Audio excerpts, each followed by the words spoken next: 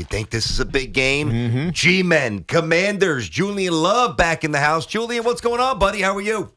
Doing well. How you doing, fellas? We are good, Awesome. man. We asked you about Zach Wilson last week. You said he's got to be better, like the GOAT, like the great Eli Manning. And they benched him. Yeah, they heard Come you. on, Julian. I'm just joking. We're not talking about that. Maybe we will at the end. But this we'll get back to that. So don't forget we asked you. This Giants team in Dallas. It was a tough one. We all know it. Injuries just started to pile up on top of each other, and it felt desperate from afar. What did you guys feel like down there in Dallas, especially as the injuries started to creep in?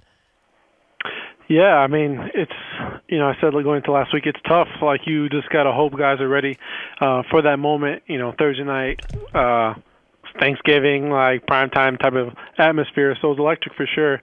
We came out strong. I think we had a pretty solid plan going in the first half. I think, coming in the second half, that's just when the experience needs to, the experience kind of hurt us, I think. And we were a little flat, and, Dallas has executed way better in the second half than we did. Yeah, no, and it gets challenging when, you have CeeDee Lamb, for instance. Darnay Holmes is that's a tough task for him, who often is in the slot. Darnay is, and instead he's out wide, and it became untenable over time. How did you guys respond, or what was the message in the locker room afterwards? Was it despondent? Was it we got to be better? Like, what was it after that game? Because it felt rough watching. Yeah, like you said, a lot of guys had a lot of stuff on their shoulders, a little extra job and responsibilities because we were filling in for other people. And so that going into the game, we knew it was going to be tough, knew it was going to be a lot on the guys' plates. And so the message after the game was, Dave's really just said, all right, he kind of hit the rushing numbers, the third down numbers, the 2-minute, the red zone situations, and as he went through those just really quick, we just didn't win the stuff that we usually win. And so that's the makeup of how we're built. After every win, I come in here and I say, hey, we win these things. That's why we win these games. And so when we don't execute on those things, red zone, third down, 2-minute situations, that's, when the game doesn't go our way. And so that's kind of the message Dave's had for us. So, Julian, you know this. Tiki obviously lived this as well. Football is the ultimate team sport, and we have you on every week, and it's been really nice to get to know you a little bit. And in a lot of ways, you're certainly a direct liaison from the locker room and the team to your great fan base here on the station. And you speak for, at times, with certain topics, a lot of people. But I want to individualize this here, and you don't have to spend a ton of time on it, but I'm very curious. You grow up, you're watching games on Thanksgiving. You have these big athletic dreams like Tiki and Rondé did as well as kids. And you're like, man, if I do this one day, maybe I'm good enough to get a scholarship, or maybe I'm good enough to play in the NFL. How cool is it playing in Dallas on Thanksgiving, just from your point of view, man? It was really cool. I've never played on Thanksgiving.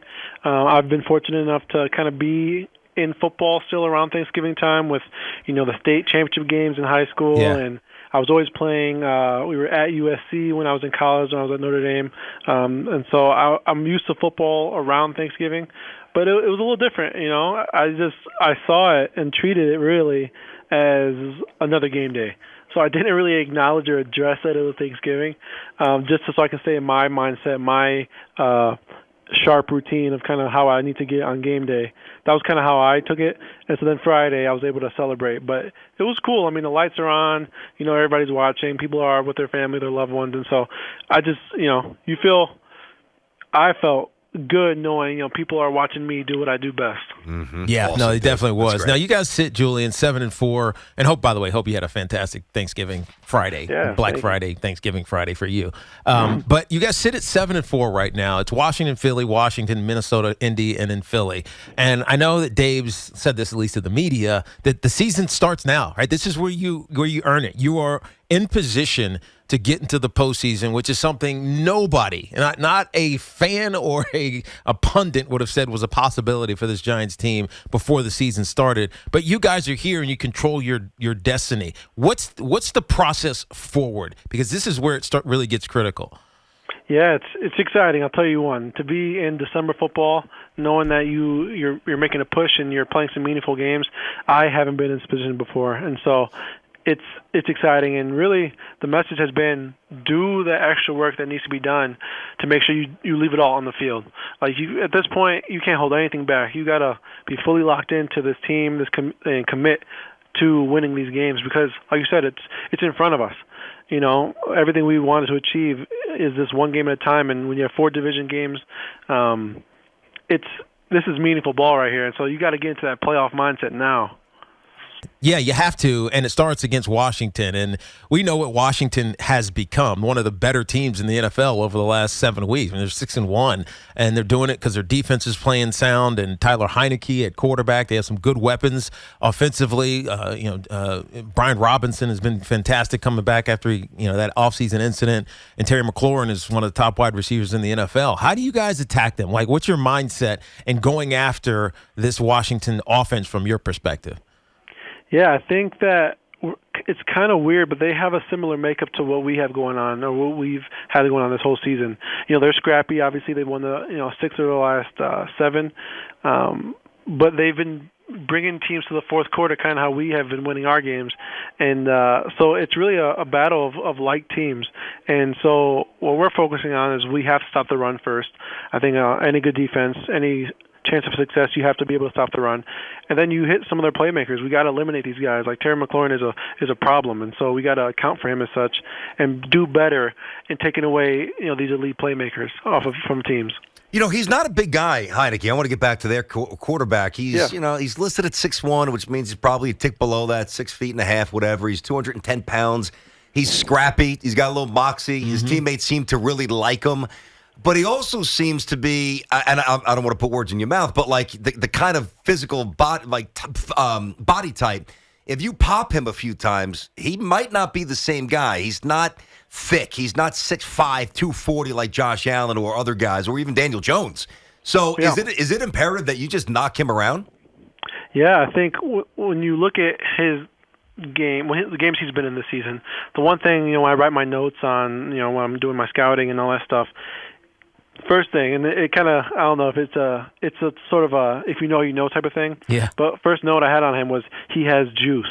Oh. And that just, it means, like you said, like he's a good quarterback, but somehow how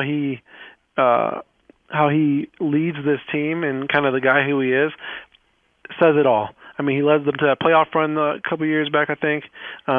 He just has that swagger to him. Yeah. And so for us, you got to keep him in the pocket. He's a shorter guy, of course. You got to make him throw in the pocket. And then, obviously we pressure a good amount. We want to make him feel our presence.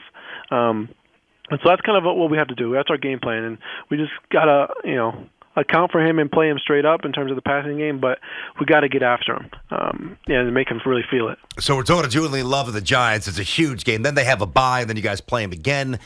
Julian has been with us all year here on the Fan Tiki and Tierney Show. Now, I'm sure players don't do this as much, but you're also humans. I mean, we could do it, talking into a microphone every day. Fans can do it. We have preconceived notions of teams as we head into a season, Julian. Like, I'm sitting there saying, all right, Dallas and Philly probably will battle out for the NFC East. No disrespect, didn't expect much from the Giants. I just got to keep it as I got to call it as I saw it. So that's what I said back then. So I'm impressed by you guys, And I didn't think the Commanders would be that good either. Coming into the season, I mean, did you even view them? Oh, I get it. They're pro players. Anybody can beat anybody. But were you more in the lines of what we thought, that they weren't going to matter as much as Philly and Dallas this year?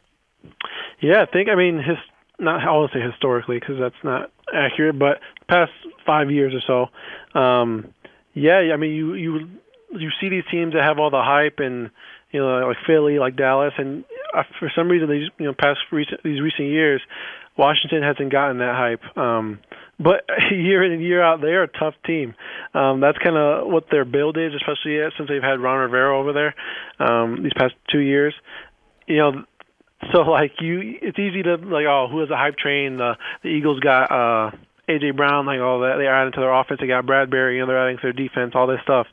But then the Commanders, they've been chipping away and just have gritty guys in their buildings. And so, as you play them, no matter who they have, no matter what their record is, they're going to be fired up and ready to fight. And so that's kind of the mindset I have had over Washington these past few years. Yeah, no, it's interesting. I didn't realize this till BT just said it. I mean, I think I knew, but I just didn't remember. I mean, they basically have you all for the next 3 weeks. It's like 3 weeks of Giants for Washington. I just realized that. I'm just thinking about this. I mean, that's almost not fair.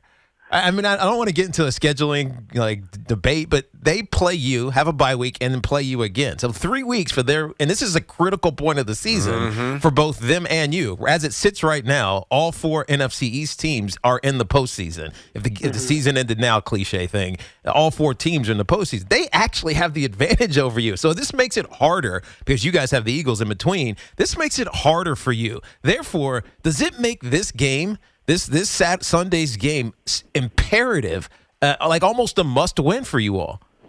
Yeah, no, I think, like you mentioned, it's the playoff mode. So every game right now is a must-win. We got to treat it as such, and especially with this game, we have them at home. I know our crowd's going to be rocking. It's going to be a, old school Giants, just electric playoff atmosphere against a division team. And so we got to use it to our advantage. We got to come out strong. We got to finish the game.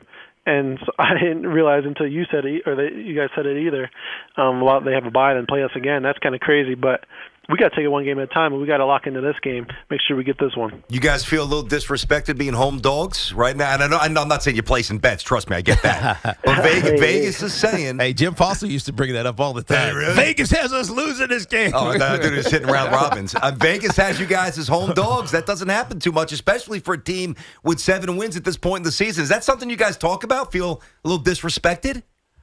Man, I feel like the disrespect was kind of it was evident week 3 or week 2 or so. I feel like we've been dogs in every game this season, and so that's kind of our mindset. We just know, no matter if we're winning, no matter who we're playing, people always have that disrespect towards us, and so we got to use that, play with our chip on our shoulder for sure. And listen, man, I was saying the Giants are going to win 12 games this year. Tiki was the one who was saying you guys are going to be 4-12. So stop, that's a lie. 5-4-13. It's Tiki's lie. Julian, man. Listen, we're pumped for this game. This is a monster game. You basically set yourself kind of a must-win. So let's go. You guys have had a lot of ups this year. Giant fans will be packed and they'll be ready to rock. Go have a good game, dude. Yeah, good luck, Julian. Appreciate you. Appreciate you guys. Thank you. Take care, man. You got it. You got it. Julian Love of the New York Giants.